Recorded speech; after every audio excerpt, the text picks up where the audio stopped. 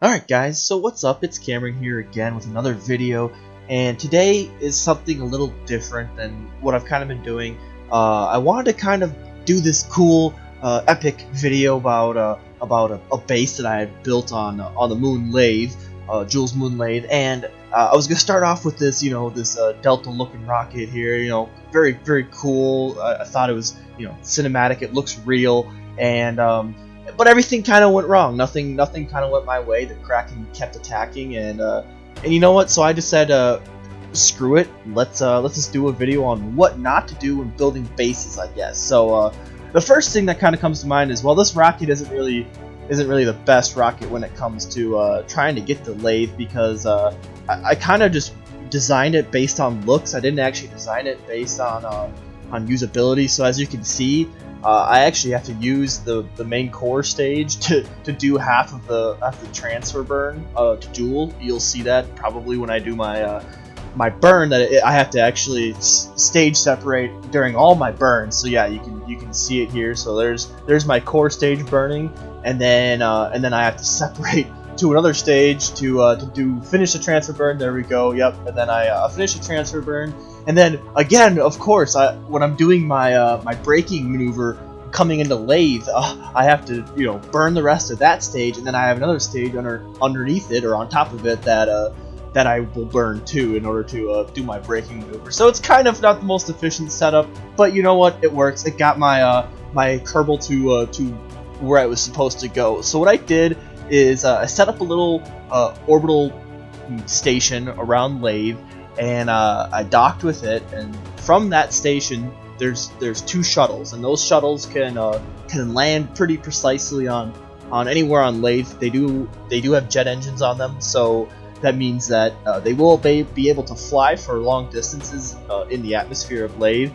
And so that's why I did that. I didn't want to do a capsule landing because that's just kind of inaccurate. I'm not super great at those. So now you can see me here docking with my little space station. It's nothing super huge, but it gets the job done. It holds like 20 or so Kerbals. I forget what it is. It's got some fuel on there too, in case you're trying to fuel up a ship or whatever. And then it's also got a ship that has an engine on it that can return to Kerbin. So there's me docking now, and then we'll quick jump into the shuttle, and then undock from that, get ready for our descent on the lathe. And so this is the first thing I'm going to say when what not to do when building a base. Is first thing is keep the part limit low, or keep the part count low, because if you get a really high part count, it lags the hell out of the game. I've got a pretty good computer, and even with my computer, it's still, if you start getting into a couple thousand of parts, it just gets super laggy, and your frame rate drops, and you can start crashing the game, and it's just not good. It's not fun for anyone.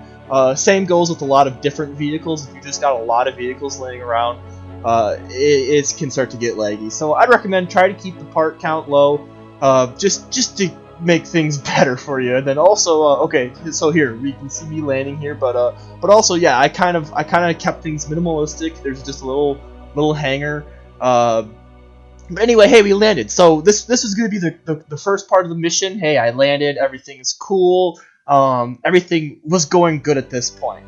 So I was going to do a little experiment, but look, these things are almost falling off. So rule number 2 is do not put anything near an edge or near water that has the possibility of falling off. These weren't even anywhere near it, but because there's a slight little hill and the Kraken just loves to attack it, they were starting to fall off. So I had to do that quick, and as you can see, my experiment worked. I got 2,100 meters below the surface, and that's just a sheer cliff under the water there. So I'm trying to kind of figure out if this is land or what is this. I'm on the North Pole, as you saw, and I was trying to do my little science experiments for you guys, and that was going to be the premises of this video. But like I said, things just didn't go good. See, I even had to move this probe backwards and then film myself picking it up, because it wouldn't work other ways.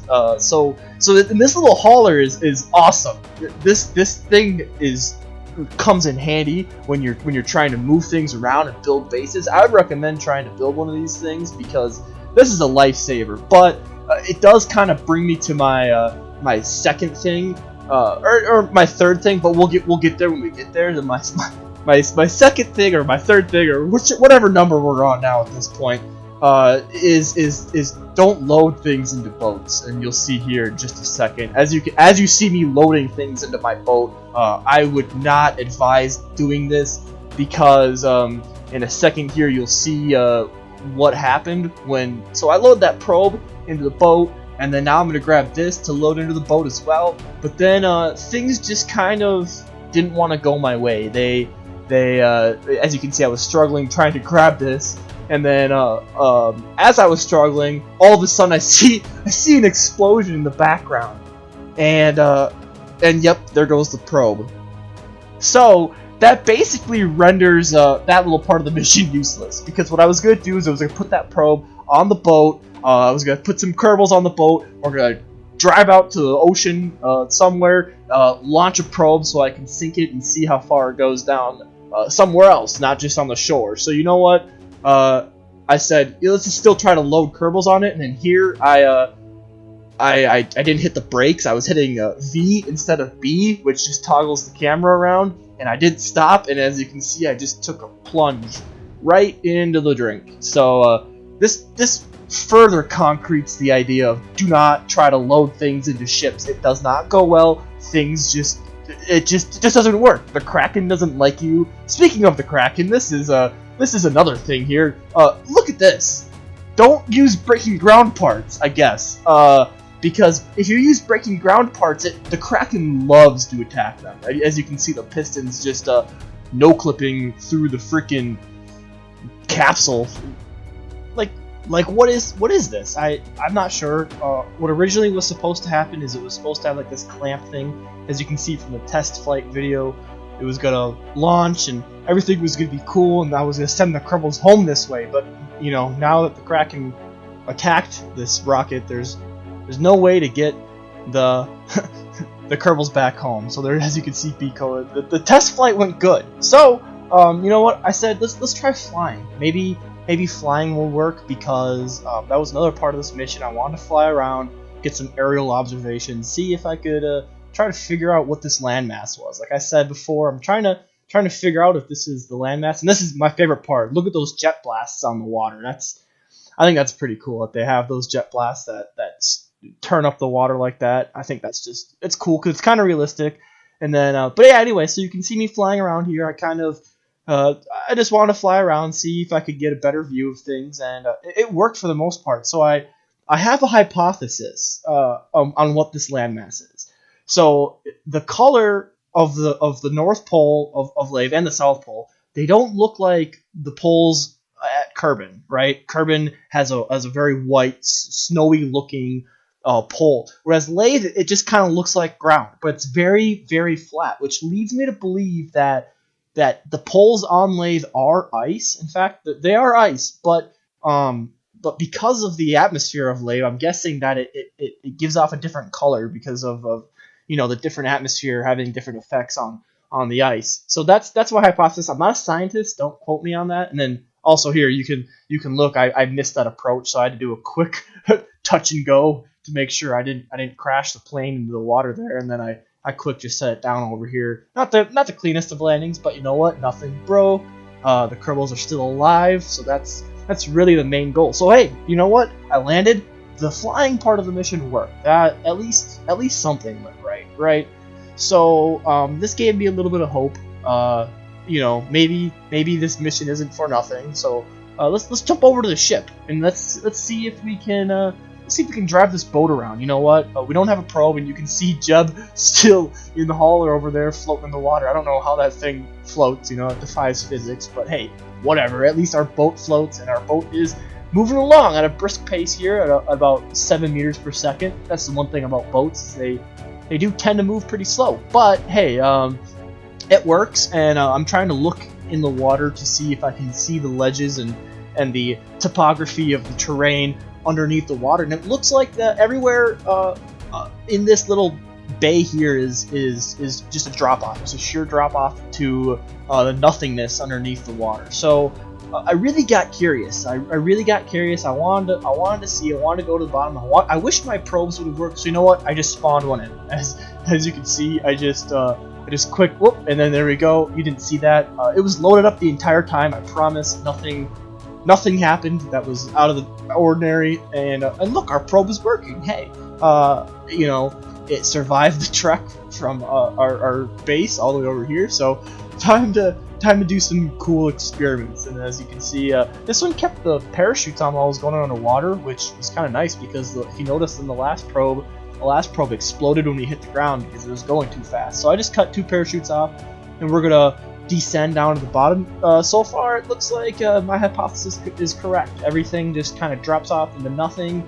And look at that, almost 2,000 meters under the surface. So I was correct. Everything here does drop off. So at least that part of the mission worked, and that was kind of what I wanted to see. But so I guess we learned a couple of things today. We learned don't use too many parts, don't set things too close to ledges or things that might make not good for you, as in water or anything that a thing could fall off. Just avoid it. Don't set things near it or close to it. Make a good distance. The third thing is don't use breaking ground parts, I guess, because that is the Kraken's favorite toy, is breaking ground parts. They just love to clip into things and break things. So that's something you got to think about. Don't load shit into boats. It doesn't work. It will just fall or make weird things happen when you're trying to drive the boat, or your hauler's gonna fall in. Either way, don't do it. It doesn't work. And number 5 is just build a small base. I mean, there's really no point in building huge bases in the game other than to have fun and just, you know, use your imagination. So I guess just kind of avoid it. I guess if you can, try to avoid it. There's no big point. And so yeah, that'll conclude today's video. If you enjoyed it, please hit that like button, or let me know what you think in the comments below. Please leave your suggestions. I'm really looking forward to hearing from you guys. And as always, please hit that subscribe button and stay tuned for more awesome videos. Thanks, guys.